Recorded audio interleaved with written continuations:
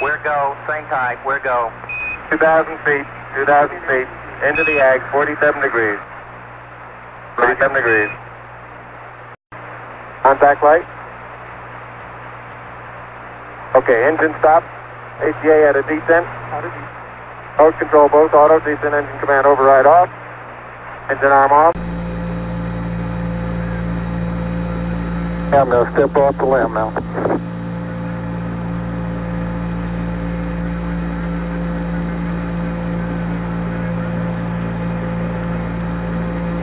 That's one small step for man,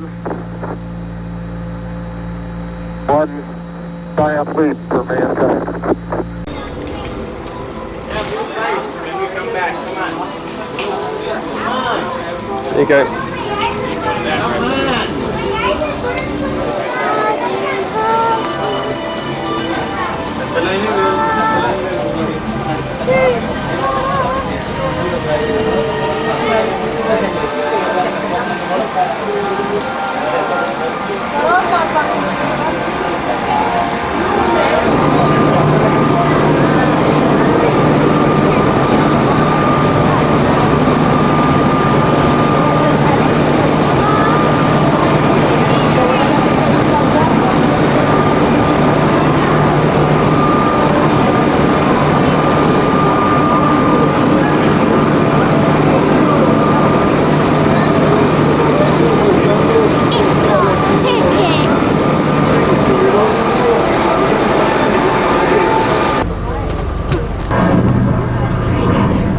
Kennedy Space Center Director Jim Kennedy, and on behalf of our 14,000 employees, I'd like to welcome you to one of the most exciting places on Earth. 2, 1, and booster ignition and liftoff. Look at the rocket! Look at the rocket on Sunny! The space station. That rocket is that Well, I refer to the Kennedy Space Center as NASA's crown jewel. It's where all of the hardware comes together for launch, whether it's shuttle launches, launching people into space, whether it's processing the International Space Station, and it indeed is international. There is...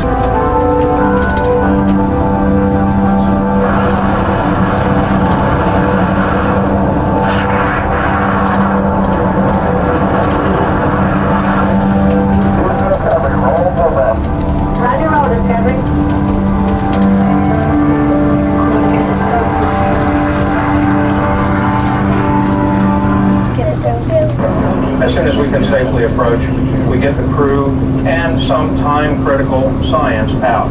And once we are ready, we tow that orbiter over into one of the 3 orbiter processing facilities where we'll spend the next 90 days of its life being prepared for the next mission.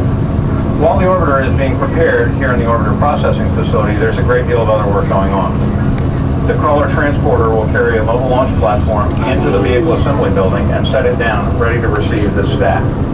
The solid rocket boosters and solid rocket motor segments will be... Launch Complex Discovery launched from on the 26th of July of this year. If you look to your right, underneath the mobile launch platform, you'll see 3 huge openings. The opening closest to the bus is for the shuttle's 3 main engines.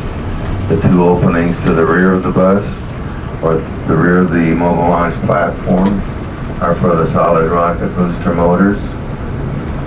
After we make this curve, if you look over to your right, you can see all this rocky area coming up. This is called the crawler way.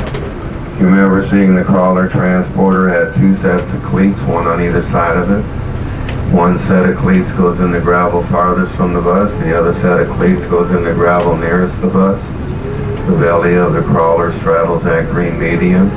If you look in the crawler way, you can see the imprint that the crawler left.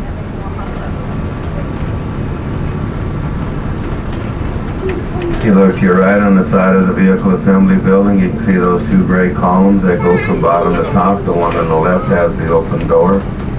The building is 525 feet tall. If you look in the middle of the building, you see that white column. There's another white column to the right corner of the building. If you look at the base of the white column, you can see those 7-foot tall doors. This will give you an idea of how tall the building actually is. This building coming up on the right with the black blinds on the top floor. This is the Launch Control Center.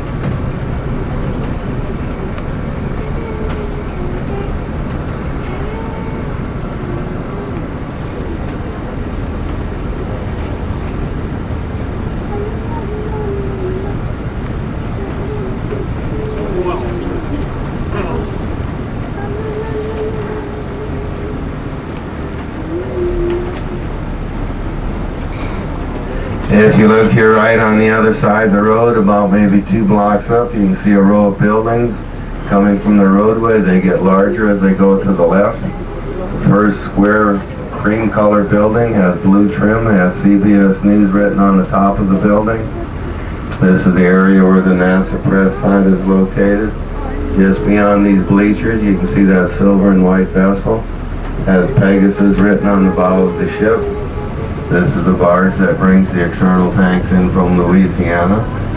If you look out your window to the right towards the rear of the bus over the bow of the ship, you should be able to see our American flag. There's a dark blue box at the base of the flag to the left of it. This is NASA's official countdown clock. If you've ever seen a launch on television, this is a countdown clock you were watching.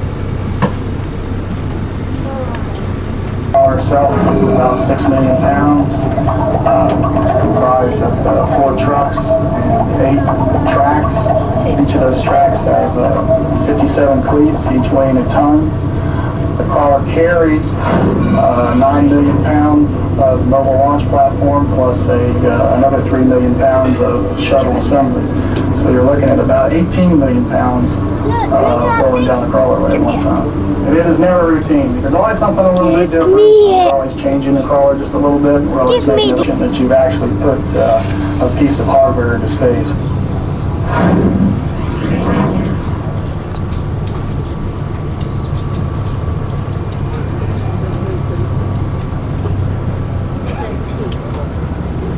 That tall structure straight ahead is the observation gantry. If you look to the right, you can see a small white building. This is where the entrance is. This has a theater and exhibit hall. That darker portion in the back of the gantry is where the elevators are located.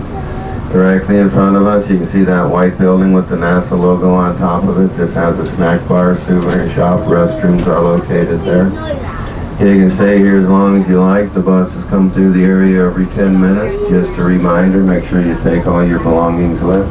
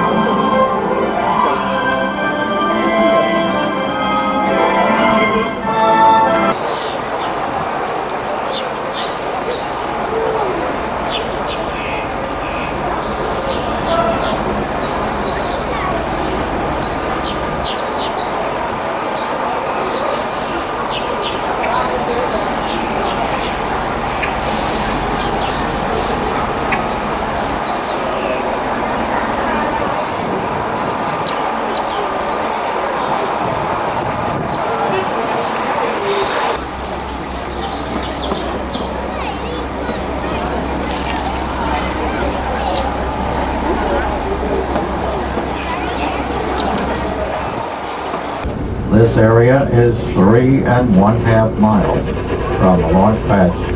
It is the closest that anyone can be during a launch of a space shuttle.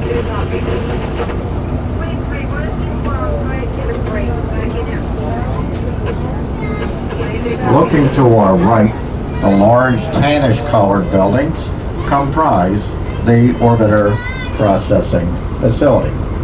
The orbiters are kept in these buildings while they're here on the base, either being prepared for a mission or being taken care of coming back in from outer space.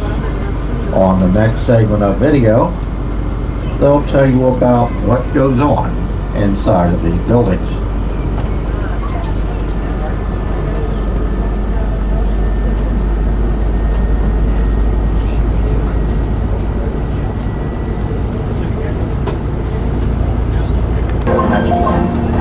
You got to follow procedure. That's the main thing. Safety is the most important issue when it comes to working on every procedure you work on, take it as being the first time. You don't want to get too confident doing it because people make mistakes. You don't want to make a mistake working on this thing. It's very important part of history. The shuttle is really the building block for further exploration. You know, we use the shuttle, we go to the space station, eventually we're going to go back to the moon, we're going to go on to Mars, and what we learned from the shuttle and the space station program are what's going to make those future missions safer and more successful.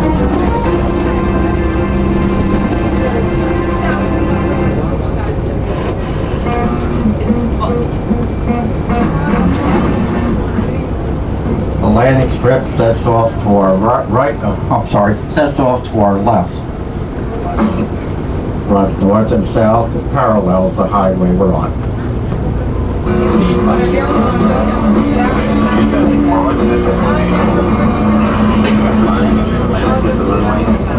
Right overhead turn to the line on runway 33 at Kennedy Space Center. Altitude 10,000 feet. Altitude 8,500 feet.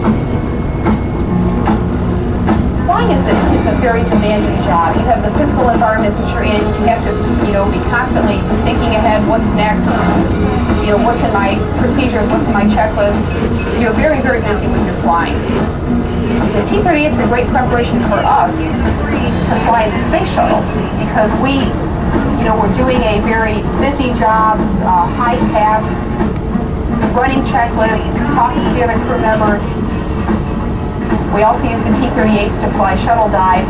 It's work, it's focusing, it's 1½ miles from the launch pads.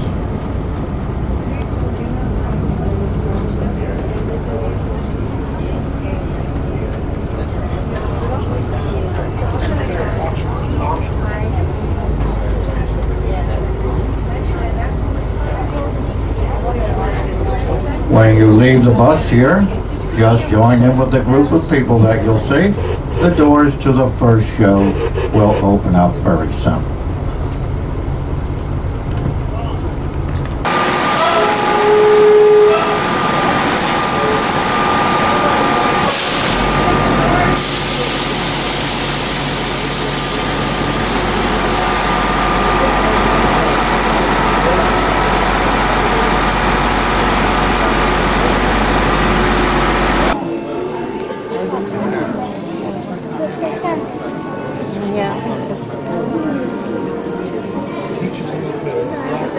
Our program at this time is recycling from the last shift.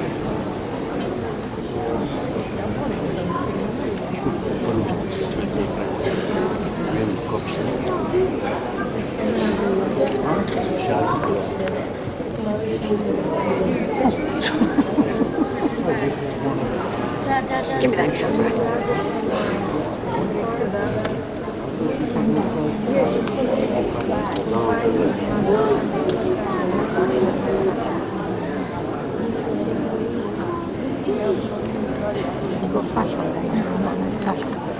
Good afternoon, ladies and gentlemen. Welcome to the Flying Room Theater.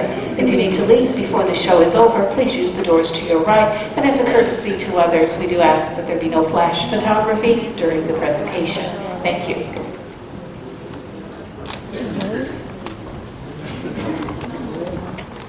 The tragedy of Apollo 1 had put us a year and a half behind. We were making up for it in one big leap. and we were doing it with a rocket that no man had ever flown before.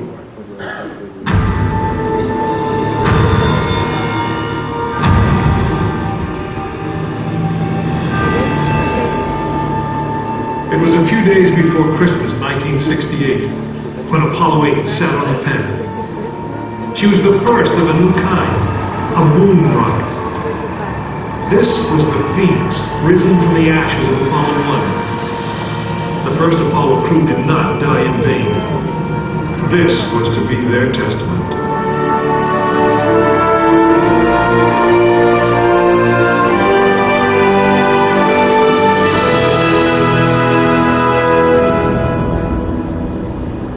"36 stories high, she had been fully fueled throughout the night.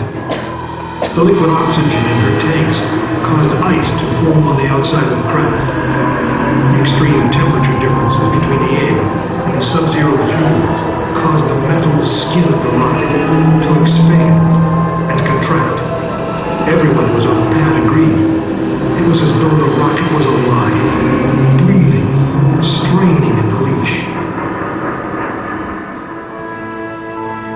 Earlier in the morning, astronauts Frank Borman, Jim Lovell, and Bill Anders had made their final preparations before taking that long ride out to the main spacecraft.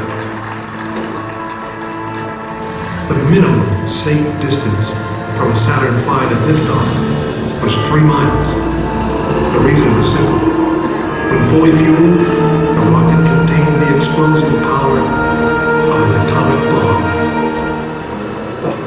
As the clock counted down, the astronauts and all of us in launch control went through the pre-flight checks, our hands on the controls of the most powerful, most complex machine ever built. It had over 2 million separate systems, and to bring these men back alive, everything had to work perfectly. Each individual system had been tested, but what we didn't know was how they would perform when all 2 million began to work together. That would come when the countdown clock reached 0. Mankind is about to leave his planet behind and journey to another. It is one of those rare moments when history is not being made, destiny is being embraced.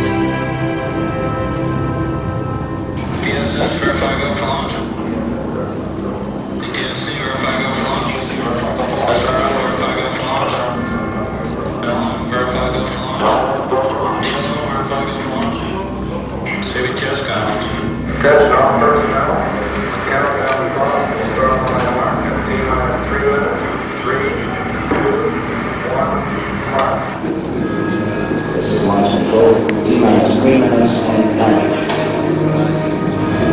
We completed our communications checks with the Apollo 8 astronauts in the cabin, and the communications are go.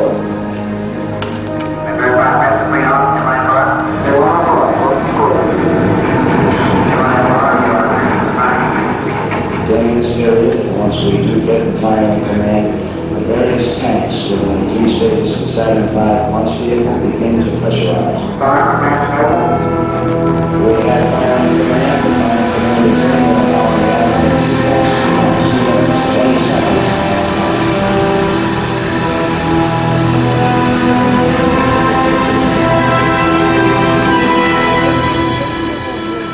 Our status board indicates that all aspects are ready. Instrument mode is ready. Spacecraft ready. Final check of the emergency detection system. That will be like also on. First stage preparations are completed. Okay. We're on. Ready to go to cockpit. And my water? Okay, you're on.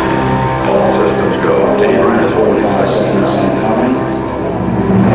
First stage oxygen tank has been pressurized, and the pressure is still building up. Coming up in 90 seconds, mark T-minus 90 seconds and counting. The Apollo 8 crew standing by, spacecraft commander Frank Borman, Jim Lovell, Bill Anders. And now we report that the liquid hydrogen tank in the third stage is pressurized. 1 minute, 15 seconds.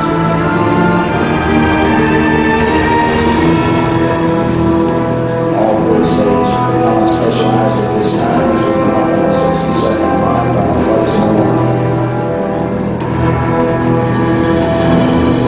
60 seconds. Now in vehicle now is completely pressurized.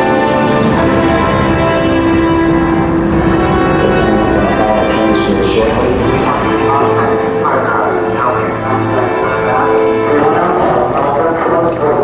We have the power transfer. We're now on the flight batteries within the launch vehicle.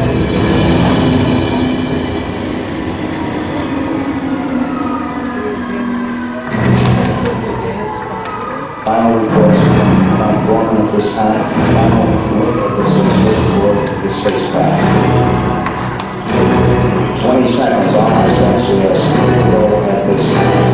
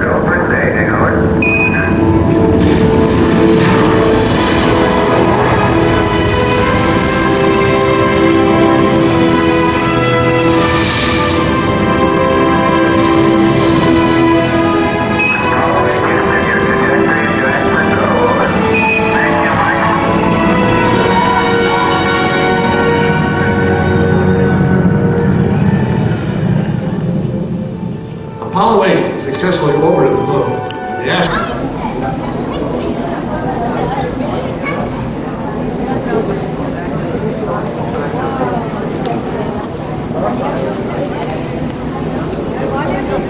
Oh my god, look at the size of that thing.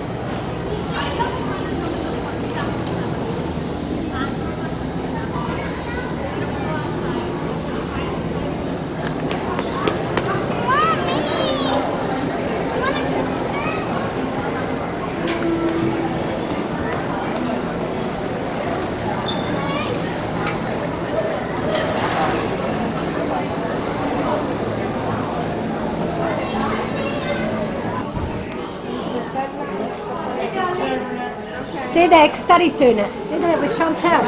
Chantel, Daddy wants to teach us.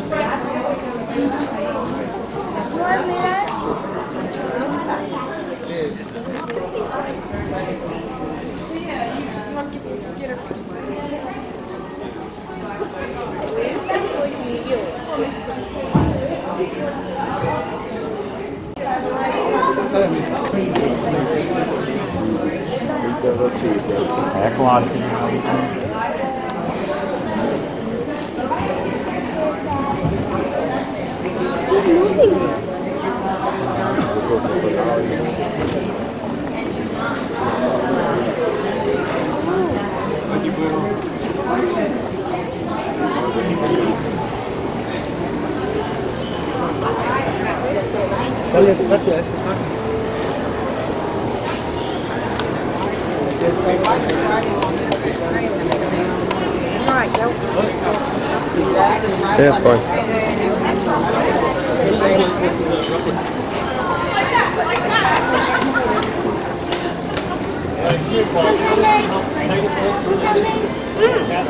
Turn around. Turn around. Turn around because I want a picture. I'll take a picture. Here it is. This is the trainer module. This is where the track is.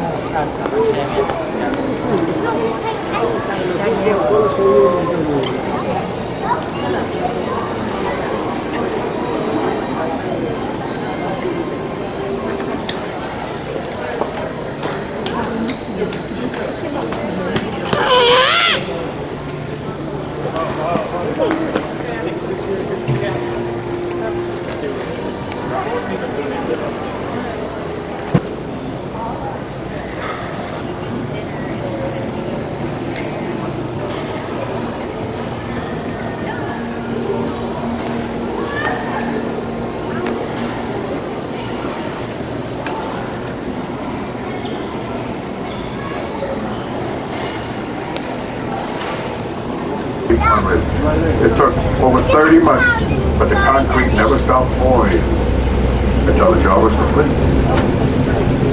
I can't tell. Yep, that is the quality. That is the quality. NASA hired contractors, not workers. Now, anybody recognize that building? Nobody? Anybody here remember I Dream of Jeannie? Oh, that building was in I Dream of Jeannie. Yeah, coming up, operation and checkout right here. This is where all the operation is checked out right here. Also, this is the home of the astronauts. When they're away from home, they have a suite here. They call it the Holiday Inn. When they come over 3 days prior to liftoff, that's where they'll be staying. Now we headed over here to the ISSC. This is where we're going. This is the newest building, the International Space Station Processing Facility right there. There's a big clean room over here. This is where all the engineers work on parts for the space station. Now this is going to be a two-part exhibit. We have the flight crew training building on the other side. Also, there'll be a catwalk in between for you to go from one building to the next. Now the trip back to the visitors complex is roughly anywhere from 10 to 12 minutes. So you can judge yourself accordingly, ladies and gentlemen. Now make sure you take all of your personal belongings before you leave the bus. Yeah. Right, that's right.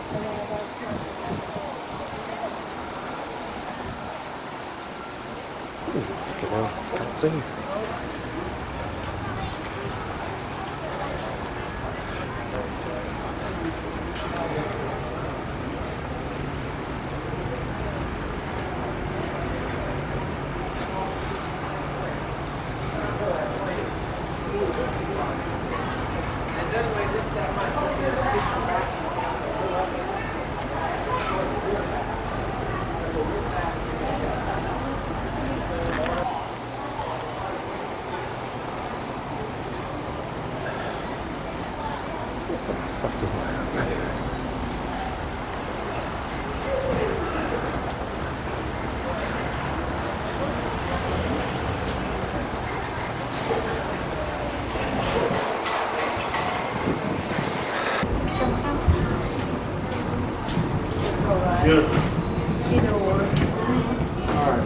Or you'll be back over.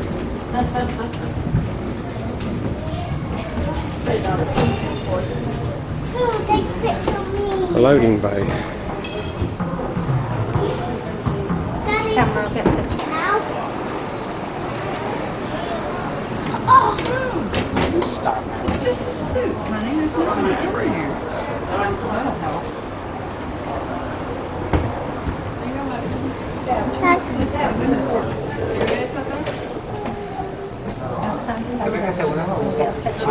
It'll flash off the bounce off the glass. Unless you do it.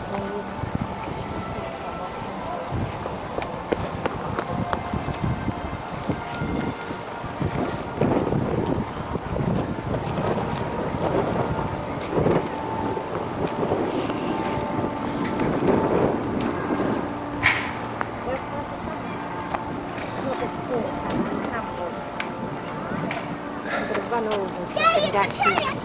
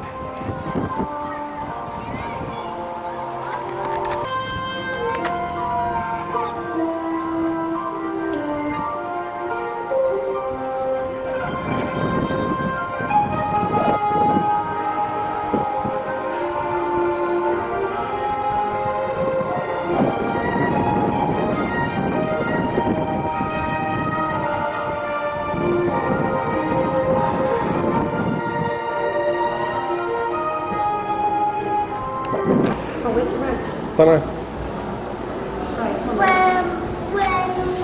It's a nice big You've got the maps, they've got the maps.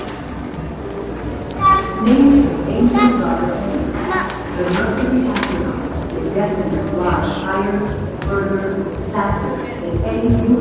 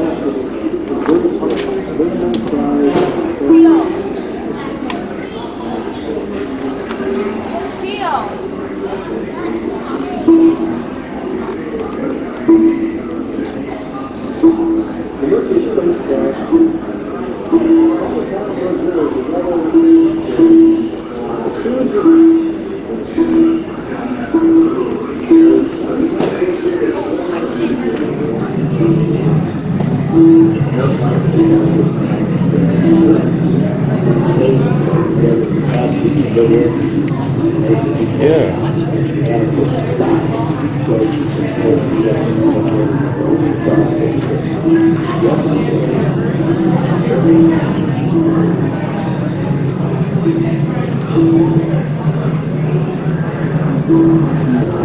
that's quite right. Lift off at 1.18 G. Continuous acceleration on the first stage completion is 2 minutes and 30 some seconds at 6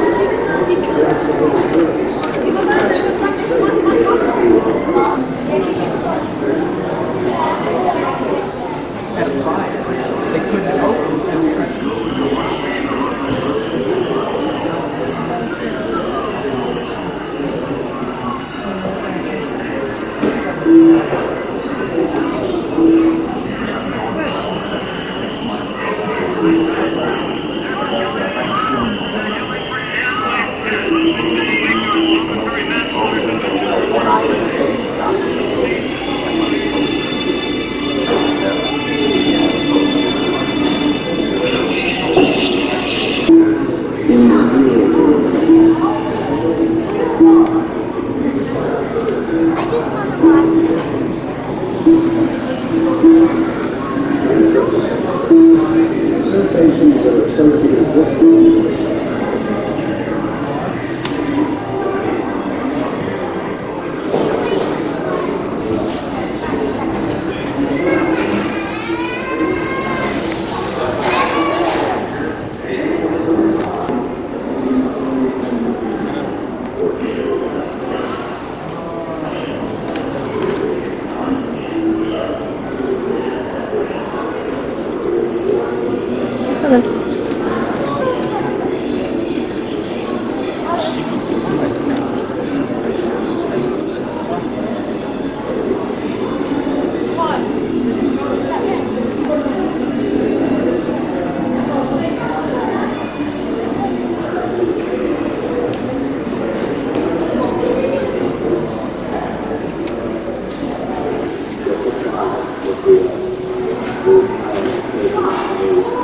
Thank you.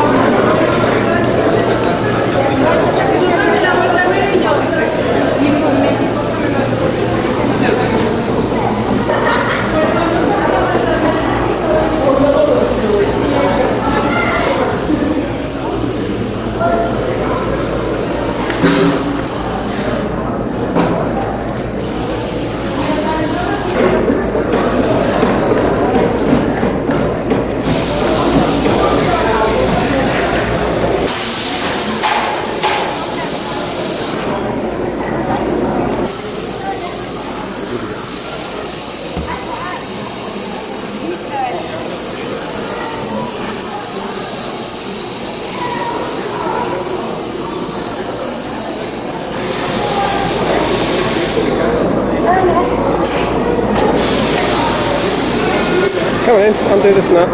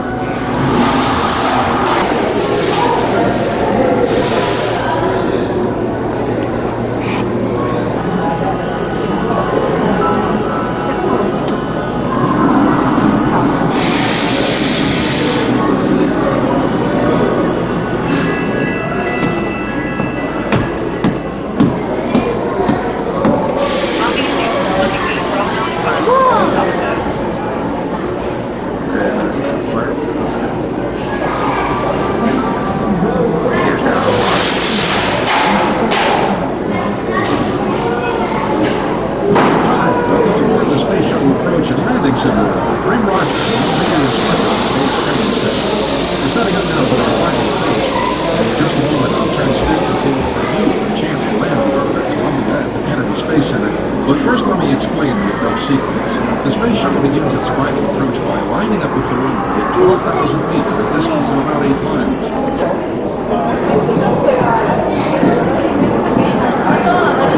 Flight line out on the training budget pretty much used up anyway. The meeting was placed under pressure, so let's go ahead with the green light. Don't forget to keep the dial and shuttle button on.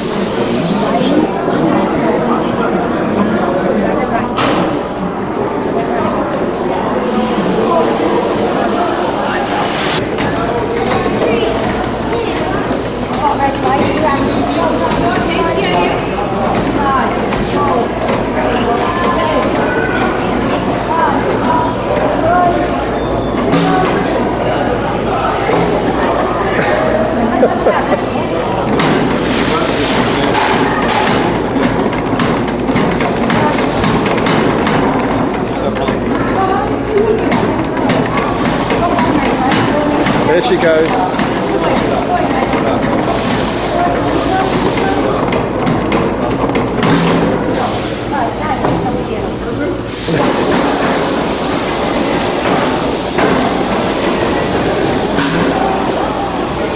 Hold on then, Sean. Tell Daddy's going to take a picture.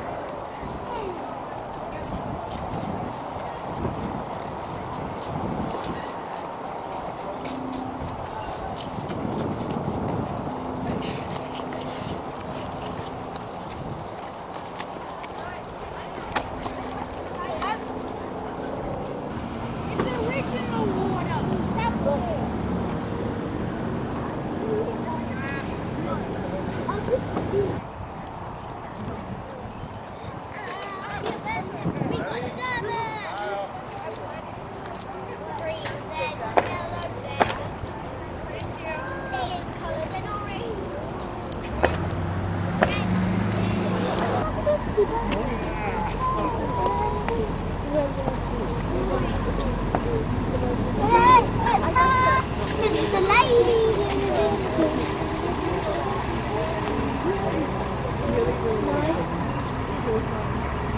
What have I got? Guided support.